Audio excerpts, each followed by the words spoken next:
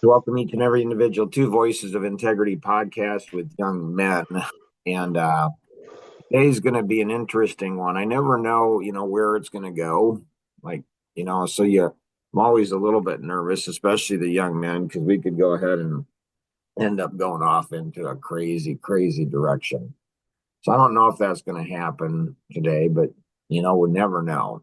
Um, in the pre-show, you always want to come early and you always want to stay late because that's just, then, it's the day before Good Friday. I wasn't sure, Luke, if you were going to be here today, so I'm pretty impressed that you are.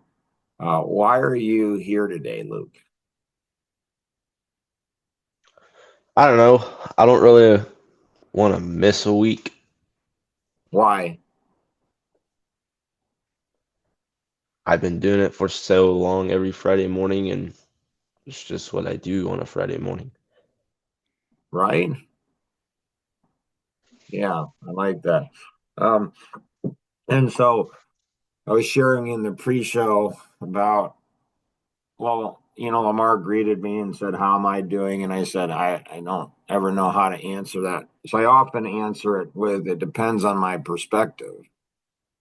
So it, it's a choice, I get to choose how I look at things. And so, if I look at things from one vantage point, I mean, I am the luckiest man alive. If I look at things from another perspective, man, life sucks, hmm you know? And How do so you choose to look at it, and why? a lot of times I choose to look at it as life sucks. And why? Because it's such a great perspective to have. Okay. Why is that? Yeah, good question. I would think you'd process it faster, but maybe not. You probably, that kind of me. Because I don't know. It just seems like I was just before we came on, I was looking at some of the numbers of the nine different companies, and it's like I was telling somebody this last week. They said the nice thing about having seven kids is that probably you hope at least a couple of them are doing okay. You're like, you know what? I did pretty good as a dad. you know they're all adult children now.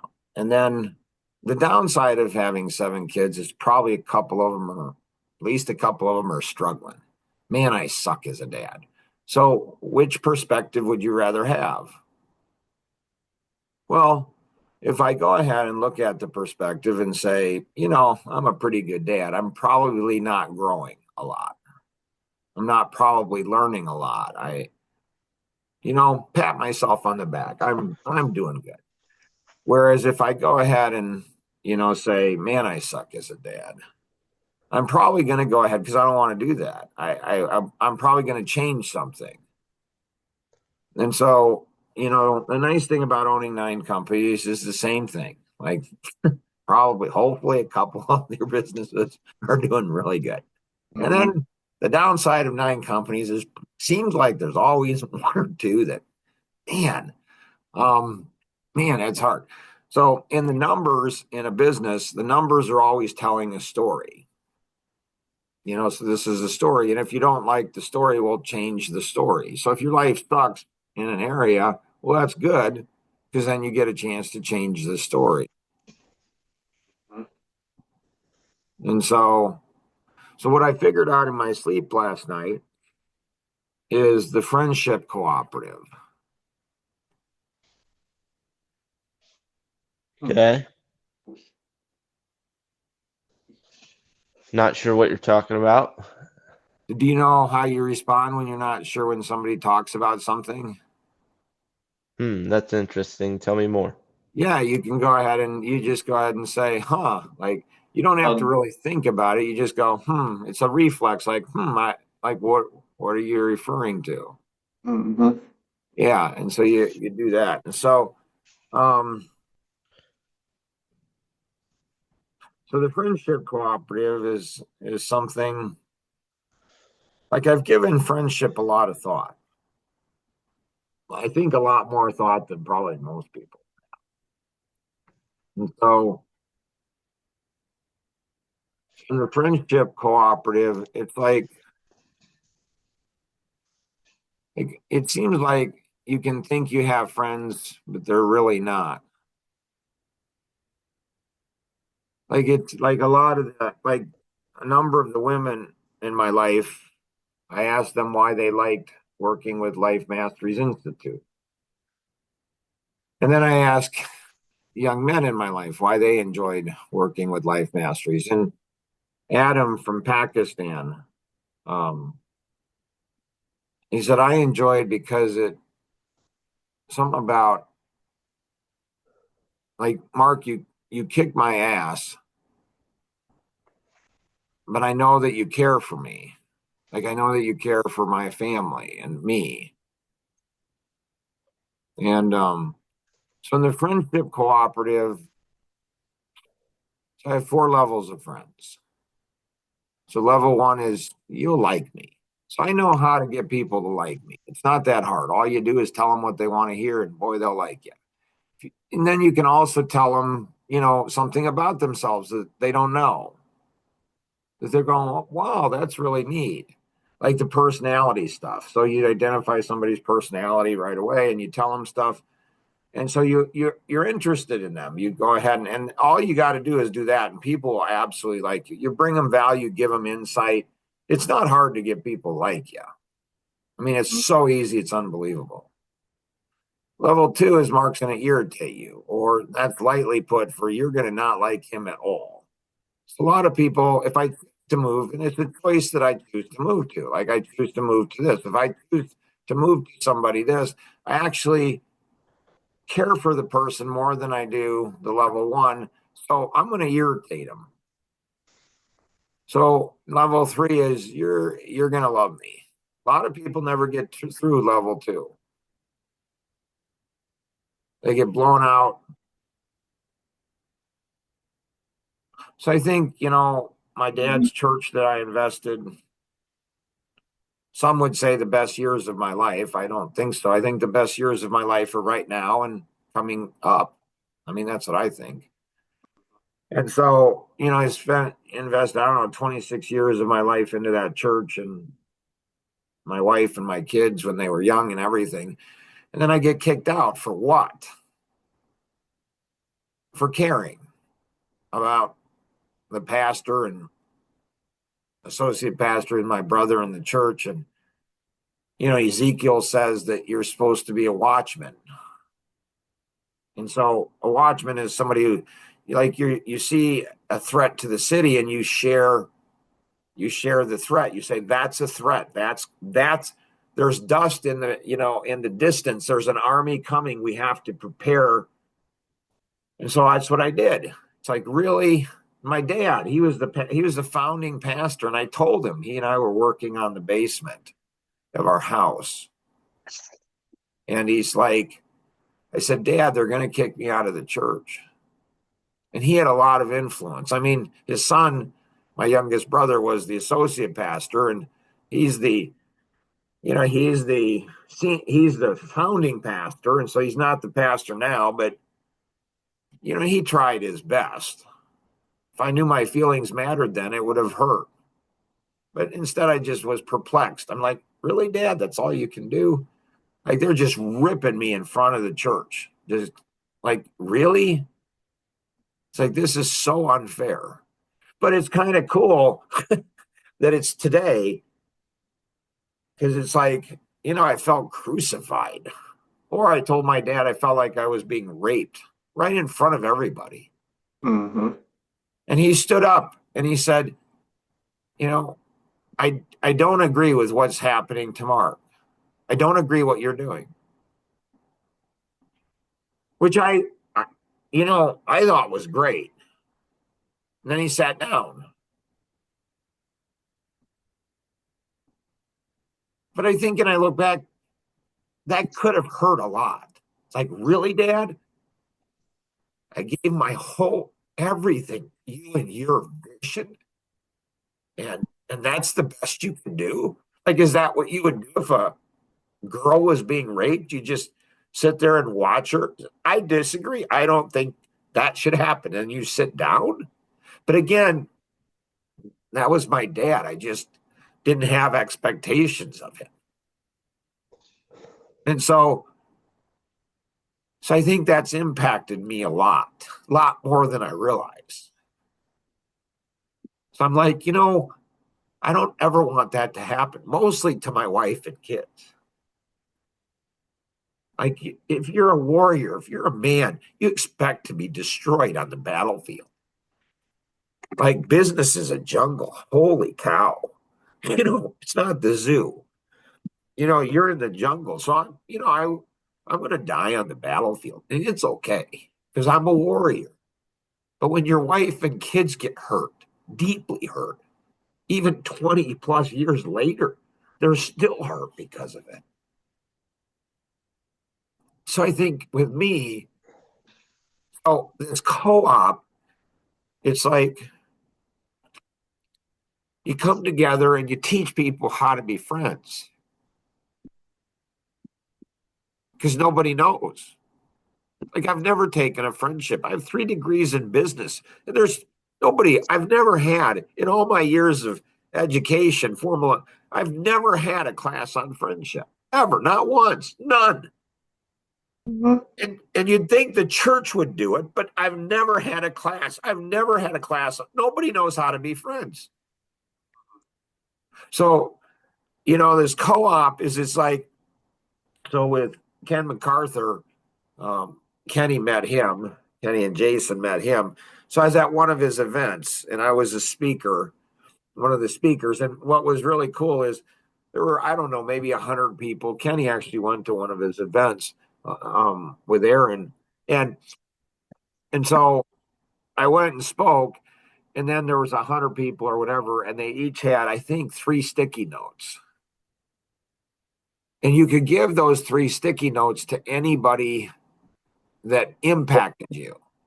It was really cool. And so I wasn't the top, I wasn't the top one, but I was one of the, top, I don't know, 5, I think. But that wasn't that big a deal because I was a speaker. So hopefully I impacted people. So he said, give these, 3 to the people who impacted you.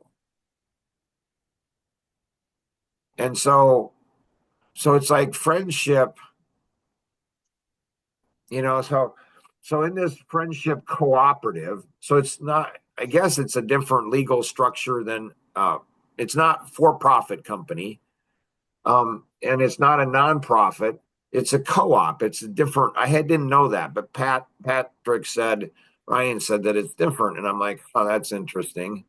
And so what it is it's like you would recognize people, and they would get shares in the co-op based on friendship.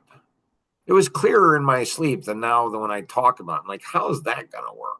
So, Lamar, in answer to your question, there's different stages of sleep, And so there's the REM sleep where you're deep in sleep and there's surface, and then you come out of sleep. And so when I come out of sleep, like, I sleep really good. My wife just makes fun of me a lot. Like, she's like, you fall asleep in seconds, literally, like 20 seconds, boom, you're out every night. Yeah. Like, it's just crazy. And so when I go ahead and when I'm getting out of my sleep, like, I get to bed at the same time every night, get up at the same time every morning, 7 days a week. Like, it's always the same. So my mind and my body get into a rhythm. And so when I'm coming out of sleep, which typically is about 4:30 to 5:30. So I'm sleeping, but I'm starting to go ahead and wake up. And when I wake up, all of a sudden it all hits me. It's all clear. Now, if I get that out, like I can in a podcast, if I can get that out, then it seems to lock it in. Whereas if I don't get it out, I don't write it down, I don't share it, I don't do something with it, I might lose it. Yeah. And so my best time in thinking is in that. Well, it's all night because the brain never stops working. There's some interesting things. So the brain never stops functioning. It's always working. But Mm-hmm. when you're sleeping, it doesn't have to see anything visually. You don't have to hear anything. Like everything, like all your brain does is solve problems. Mm-hmm. And so, like, I go to sleep, like, and I'm just so excited to get to sleep because I know that's when my brain's going to function at the highest level. And I'll solve problems like marriage or business or whatever. It's just crazy. Mm-hmm. And so then, people are going to love me. And then our visions will connect. I met with Alvin, who's the owner of Mercantile, and Mel, who's the owner of Blue Gate in Shipshewana, on Thursdays. Okay. Those guys are in their 80s. Mm-hmm. And it's crazy. I mean, it's absolutely insane. I walk away from there, and I've been doing it for, I don't know, a year, couple years. And I'm just like, man, I don't even know how to put it into words. What I like, the wisdom and insight, and they're so funny too. Like they don't understand how brilliant they really are. Yeah. And I'm doing some podcasts with Fritz Slaybaugh, who's the owner of Rock Run. And Mm-hmm. man, that dude is just, man, he's freaking smart. Holy cow. Like I'm like, my gracious. And so anyways, that's yeah. Lamar, great to have you on the podcast today. Anything that's on your mind that you'd like to accomplish? Oh, real quick. So Yeah. my theory is, what if you can jump over all this other stuff? Like, what if you can jump over? What if you don't have to go through? They'll like you. What if you go ahead and jump over? They'll irritate you. I'll irritate you. You won't like me, and you'll love me. What if we just jumped over all this? What if we went straight into our visions connecting? Like what would happen if that happened to a group of people? And then in this group of the friendship cooperative, what would happen if you could recognize friends, and based on the recognition of the 7 T's: time, talents, treasure, trust, truth, temple, and thought? What happens if you recognize those and you get shares in this co-op, and those shares in the co-op would bring you tremendous benefit in just so many different ways, one of which would be financial, where the co-op would have ownership in a bunch of different companies and a bunch of different enterprises, and it'd be an incubator for a whole bunch of different things. And then, your shares could grow into where the shares could be worth more than the company you own. Like, and you're really truly, like, your friendships are paying off so much. And like, it's like, what a concept. I mean, it's just, I don't know. Sorry, Lamar. Sometimes I go off a little bit. Go ahead. No, sorry. What was your question again? What do you have on your mind? What would you like to share today? Um, yeah, you're talking about perspective. To me, perspective is kind of an interesting thing to talk about. Just I I'm a thinker. I always say I used to be an overthinker, and now I would tell people that are overthinkers, I would say to them that overthinking is thinking without wisdom. Cheapers. And so because people that are out there that overthink things um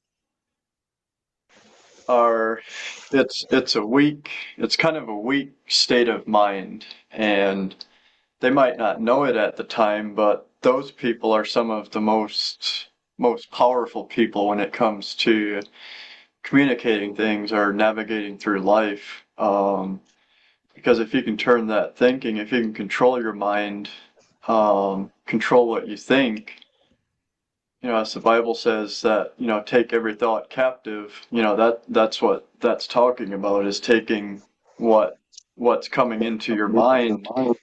You can train your mind to control what you think. If you don't like what you're thinking, you can train yourself not to think about it, and you can control. So that builds strength in your mind when you do that, and then when hard times come and you get discouraged, or these evil or bad thoughts are coming into your mind, you can control them, and you can put them to the side, and you can know that you have more power than that. So it's just it's very interesting to me, because thinking is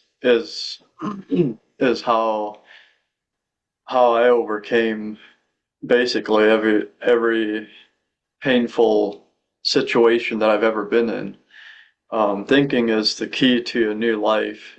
For a new life, you need a new mind, and for a new mind, you need a new way of thinking.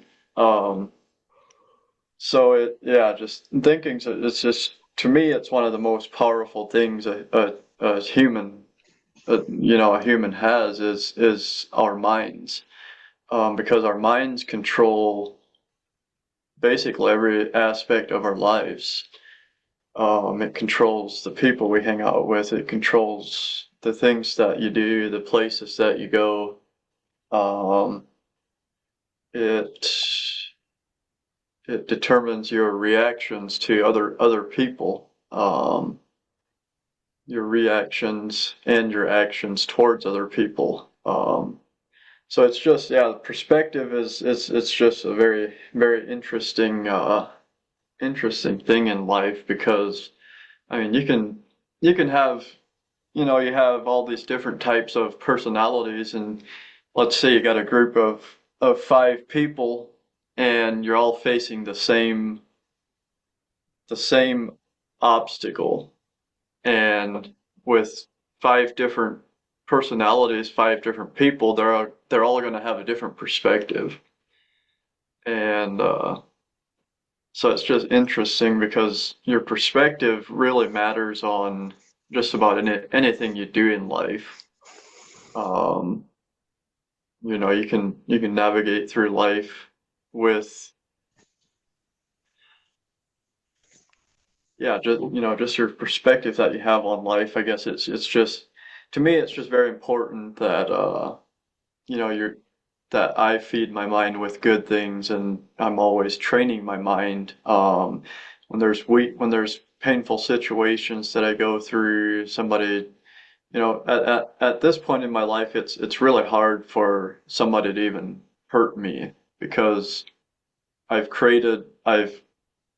when you train your mind like that, for myself, I've been through so much that, somebody could do something to me or against me, and it it wouldn't even faze me, because I already know who I am, because I've been through so much pain, and I've spent so much time training myself and training my mind, that I know exactly who I am. So for anybody to come, try to bring pain or suffering into my life, it very rarely like gets to me on a deep level, because of the perspective that I have about my life, and our life on earth with God.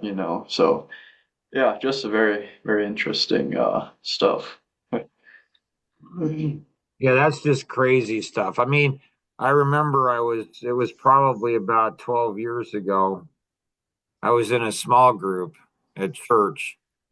Hmm. A woman said something about capturing your mind, and it hit me, and I knew the verse was there, but it says capture every thought, and it's like, what does that mean? Hmm. Every thought. Like, what do you mean? Like every thought? Like, and so I've never heard anybody say it quite like you have. I do remember, like, people would say to me a lot, Mark, you overthink things. And And finally, there was a tipping point where, as a guy in small group, he's a younger guy, and we were at church and walking down. He's looked at me and he says, "Mark, you overthink things." And I just finally had had enough of people doing that hundreds of times. And I looked at him and I said, his name was Josh. And I said, "Do you know why I do that?" And he's like, "No, why?" And I said, "Because I can." And then I smile and I walk away. And it's like, and so, but I love what you said that, you know, overthinking is thinking without wisdom. And so I'm more of a doer than I am a thinker. Mhm. And it's the perfect blend between thinking and doing that produces the maximum result in business and life and everything. Like people who are thinkers need to learn to do more. People who are doers need to learn to think more. And Yeah. so it's counterintuitive. I Hmm. tend to be more of a doer. Um, and people are surprised by that. I mean, not because they don't see me doing a lot. It's just they see a lot of my thinking, like the models that are on, like every one of these models comes from pain, like Hmm. every one of them, something painful. And I'm like, I'm going to figure that out. I'm going to figure out why did that happen to me? Or why didn't it happen to me? Or why did it happen or didn't happen to somebody else? Ooh, this is really an interesting one. Yeah. So it's like, hmm. Anyone else have any thoughts on what Lamar had So said? the overthinking, one, how do you determine when you're overthinking? And what does that look like? So what what I would kind of so I let's say you're facing a situation that is more on the difficult side, and you just kind of sit in a pit, or let's say you're doing business or whatever it may be, you're facing this obstacle and you just sit and think about it. You create overthinking is false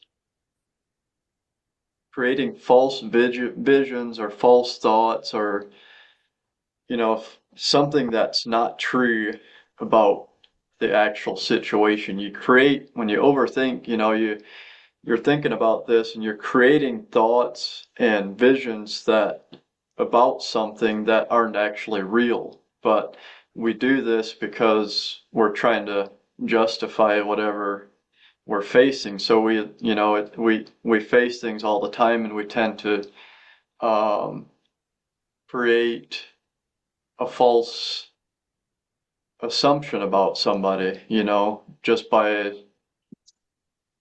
facing a situation with them or whatever it may be. It's when your mind leads you to kind of creating those visions and thoughts about things that don't even matter.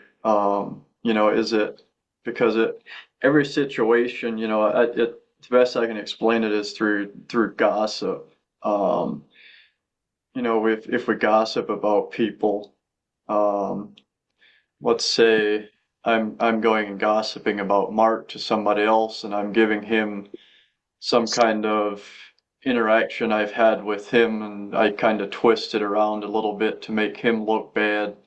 Um, well, soon that what I said about him is being spread around to other people. Now these other people are automatically have this thought about Mark. When they see him, they already have this preconceived thought about Mark before they even meet him or talk to him. And so it's creating something that's not there. Hmm. It always requires, go straight to the source. If somebody gossips to me, like I won't even listen to it. Like if I wanna if I want to, say something bad about somebody or think something bad about somebody, I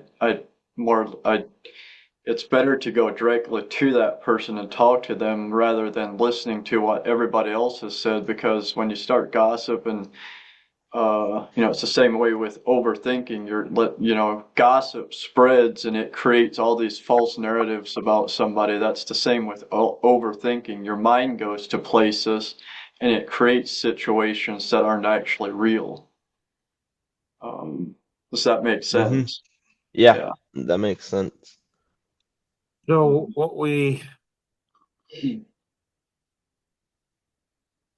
hmm, do you have to take off now, Lamar? Oh, not necessarily. I got the whole day. Right. Do you have a time for another podcast? No, I probably would, yeah. How long? Like another 30 minutes or what? Yeah, we keep them at, 30 minutes. And so sometimes like a podcast like this, you know, um, it gets so interesting. It's like we could pick it up at another day, but if we can do another part two on this one, I often find that's when the deep, like it's like you're mining for gold. Mm. Like, and you get, man, you're close to it. So I got my journal. I'd encourage you all to get your journals. So get a hardbound journal that has a cool looking cover on it.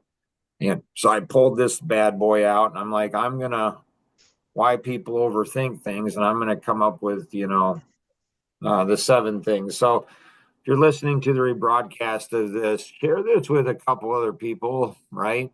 I mean, who do you care about? And then share that with them, get their input, whether you agree, disagree, whatever. Thing is think about it, like talk about it and say, well, what do it's designed. Voices of Integrity podcasts are designed to go ahead and create, thought. I mean, that's what it's designed to create. So always remember we can accomplish so much more together than we ever could on our own. Have an amazing day. Bye bye.